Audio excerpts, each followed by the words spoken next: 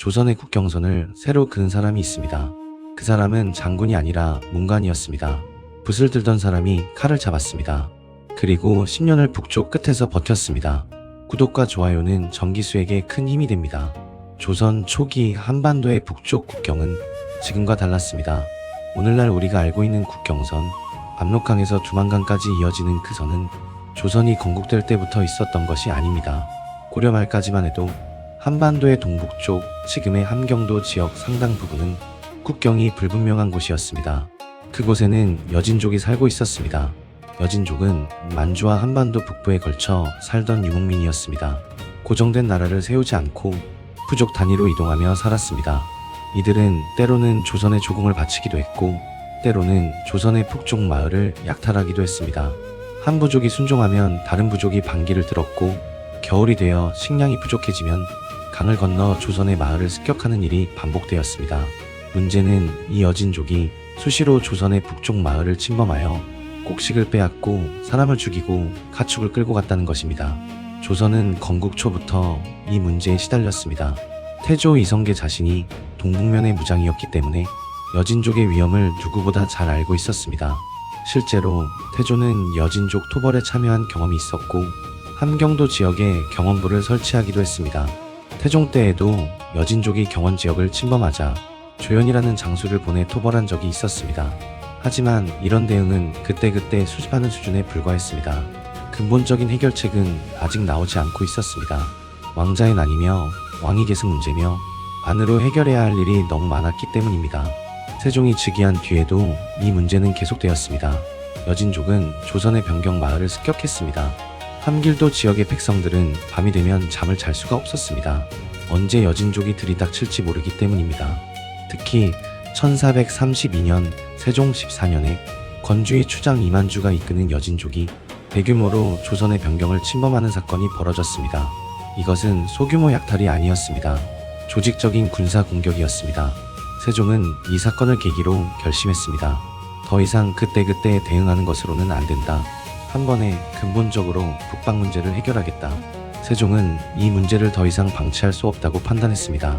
세종실록에는 함길도 백성들이 올린 호소가 여러 차례 기록되어 있습니다.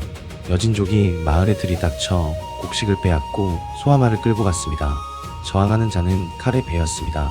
여자와 아이들은 끌려갔습니다. 변경의 백성들은 농사를 지으면서도 언제 습격을 받을지 모른다는 공포 속에 살고 있었습니다. 세종은 이 보고를 받을 때마다 가슴이 아팠습니다.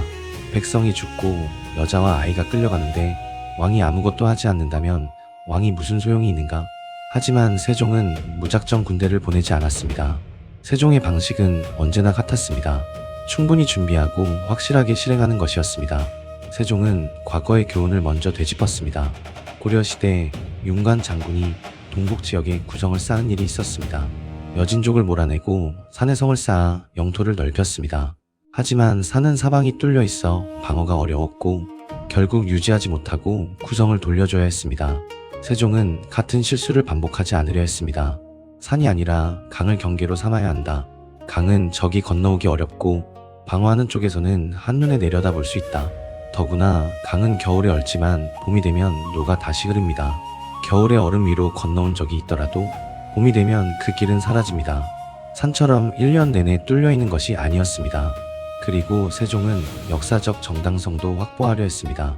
세종은 김종서에게 고려 윤관이 세웠다고 전해지는 고려지경이라 쓴 비석을 찾아보라고 지시했습니다. 이 땅이 옛날부터 우리 땅이었음을 비석으로 입증하라는 것이었습니다. 단순히 힘으로 밀어붙이는 것이 아니라 역사적 근거까지 갖추겠다는 것이 세종의 치밀함이었습니다. 압록강과 두만강, 이 두 강을 조선의 국경선으로 만들겠다는 것이 세종의 구상이었습니다. 그리고 세종은 이 구상을 실현하기 위해 서쪽과 동쪽 두 방향에서 동시에 움직였습니다. 다만 우선순위는 분명했습니다. 먼저 서쪽 압록강 유역을 정리한다. 서쪽은 여진족의 주력이 모여있는 곳이었습니다. 이만주라는 강력한 추장이 이끄는 건주기가 압록강 상류를 근거지로 삼고 있었습니다. 이 세력을 먼저 제압하지 않으면 동쪽의 육진 개척도 위험해질 수 있었습니다. 뒤에서 치고 들어올 수 있기 때문입니다. 서쪽을 먼저 안정시킨 뒤 동쪽으로 나아간다. 이것이 세종의 전략이었습니다. 1433년 세종 15년 세종은 최윤덕을 평안도 도절제사로 임명했습니다. 최윤덕은 태종 때부터 북방에서 활약한 노련한 장군이었습니다. 여진족의 전술을 잘 알고 있었고 북방의 지형도 꿰뚫고 있었습니다. 세종은 최윤덕에게 1만 5천의 병력을 주었습니다. 황해도와 평안도의 정예 군사를 모은 대군이었습니다. 최윤덕은 이 대군을 이끌고 압록강 상류 유역에 자리 잡고 있던 여진족 이만주의 근거지를 향해 진군했습니다. 이만주는 건주이라는 여진족 부족의 추장이었습니다. 그는 압록강을 넘어 조선의 마을을 습격하고 곡식과 가축을 빼앗아가는 것을 반복해왔습니다. 세종은 이 이만주를 더 이상 두고 볼 수 없다고 판단한 것이었습니다. 최윤덕의 부대는 파저강에서 여진족과 맞붙었습니다. 파저강 전투는 치열했습니다. 하지만 조선군의 조직적인 공격 앞에 여진족은 버티지 못하고 압록강 너머로 밀려났습니다. 최윤덕은 이 승리를 발판으로 압록강 상류 지역에 조선의 군현을 설치했습니다. 여연, 자성, 무창, 우에 이것이 사군입니다. 사군의 설치는 단순한 군사 점령이 아니었습니다. 관할을 세우고 관리를 파견하고 행정체계를 갖추어 이곳이 여진족의 땅이 아니라 조선의 정식 행정구역임을 선언한 것이었습니다. 압록강 상류 전체가 조선의 영토로 편입되었습니다. 서쪽은 이렇게 정리되었습니다. 그런데 문제는 동쪽이었습니다. 지금의 함경도 지역, 두만강 유역은 상황이 훨씬 더 복잡했습니다. 이 지역에는 여전히 수많은 여진족이 살고 있었고 조선의 영토와 여진족의 영토가 뒤섞여 있었습니다. 어디까지가 조선이고 어디부터가 여진인지 경계가 분명하지 않았습니다. 이 복잡한 동쪽 문제를 해결할 사람으로 세종이 선택한 것이 바로 김종서였습니다. 그런데 김종서는 무관이 아니었습니다. 김종서는 과거에 급제한 문관이었습니다. 젊은 시절에는 사관원과 사원부에서 일했고 강직한 언론 활동으로 이름을 알린 사람이었습니다. 여학의 폐지를 주장하고 국가의 잘못된 관행을 비판하는 전형적인 문인 관료였습니다. 그런 사람이 왜 북방으로 갔는가? 세종은 단순히 군사적 능력만으로는 이 문제를 해결할 수 없다고 판단했습니다. 여진족을 무력으로 몰아내는 것만으로는 부족했습니다. 그 자리에 성을 쌓고 백성을 이주시키고 행정체계를 세워 영구적인 조선의 땅으로 만들어야 했습니다. 군사만 알아서도 안 되고 행정만 알아서도 안 되었습니다. 전쟁과 건설을 동시에 수행할 수 있는 사람이 필요했습니다. 세종은 그 사람이 김종서라고 확신했습니다. 김종서에게는 문관 특유의 치밀함과 무관 못지않은 결단력이 함께 있었기 때문입니다. 1433년 세종 15년 12월 세종은 김종서를 함길도 관찰사로 임명했습니다. 이것은 김종서의 인생을 바꾼 결정이었습니다.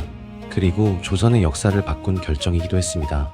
붓을 들던 문관이 칼을 쥐고 북쪽 끝으로 떠나는 순간이었습니다. 김종서는 함길도에 도착한 뒤 곧바로 방어체계를 전면적으로 점검하기 시작했습니다. 함길도의 겨울은 한양과는 차원이 달랐습니다. 한겨울에는 영하 30도 이하로 떨어지는 곳이었습니다. 강물이 얼고 땅이 갈라지고 바람이 칼처럼 살을 파고드는 혹독한 땅이었습니다. 김종서가 처음 맞닥뜨린 현실은 생각보다 훨씬 복잡했습니다. 이 지역에는 조선에 순종하는 여진족도 있었고 속대적인 여진족도 있었습니다. 같은 마을 안에 조선 백성과 여진족이 함께 사는 곳도 있었습니다. 누구는 아군이고 누구는 적인지 구분하기조차 어려운 상황이었습니다. 김종서는 무력만으로는 이 문제를 해결할 수 없다는 것을 깨달았습니다. 그래서 한 손에는 칼을 다른 손에는 선물을 들었습니다. 속대적인 여진족은 무력으로 밀어냈습니다. 하지만 순종적인 여진족에게는 관직과 물품을 하사하여 조선의 울타리로 삼았습니다. 여진족 추장에게 조선의 관직을 주어 조선의 편으로 끌어들이는 것이었습니다. 이것을 토관제도라고 합니다. 그 지방의 사람을 그 지방의 관리로 임명하는 방식이었습니다. 군사적 정벌과 외교적 회유를 동시에 진행한 것이었습니다. 그런 곳에서 김종서는 10년을 버텼습니다. 그는 직접 변경 지역을 돌아보며 어디에 성을 쌓을 것인지 어디에 군사를 배치할 것인지 하나하나 현장에서 판단했습니다. 한양에 앉아서 지도만 보고 결정한 것이 아니었습니다. 직접 두 발로 걸으며 눈으로 확인하고 결정한 것이었습니다. 그의 전략은 분명했습니다. 두만강을 경계로 삼아 강 남쪽에 군사 거점을 하나씩 세워나가는 것이었습니다. 이것은 단순히 성을 쌓는 일이 아니었습니다. 먼저 여진족이 점거하고 있는 땅을 되찾아야 했습니다. 여진족과 협상을 하기도 했고 때로는 무력으로 몰아내야 하기도 했습니다. 그 다음 성을 쌓아야 했습니다. 돌과 흙을 날라 성벽을 올리고 그 안에 관할을 짓고 군사를 배치했습니다. 이 모든 과정이 여진족의 위협 속에서 이루어졌습니다. 성을 쌓는 동안에도 여진족이 습격해오는 일이 있었습니다. 한 손에 흙을 들고 한 손에 칼을 쥔 채 성을 올려야 하는 상황이었습니다.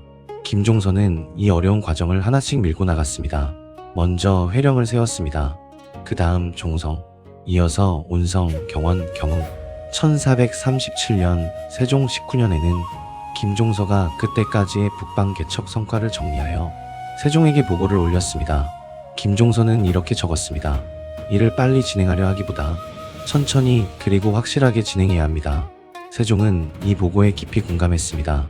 급하게 서두르면 윤관의 구성처럼 무너질 수 있다는 것을 세종도 김종서도 알고 있었습니다.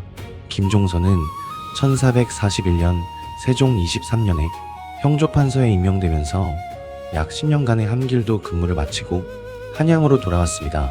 하지만 육진 개척은 김종서가 떠난 뒤에도 계속되었습니다.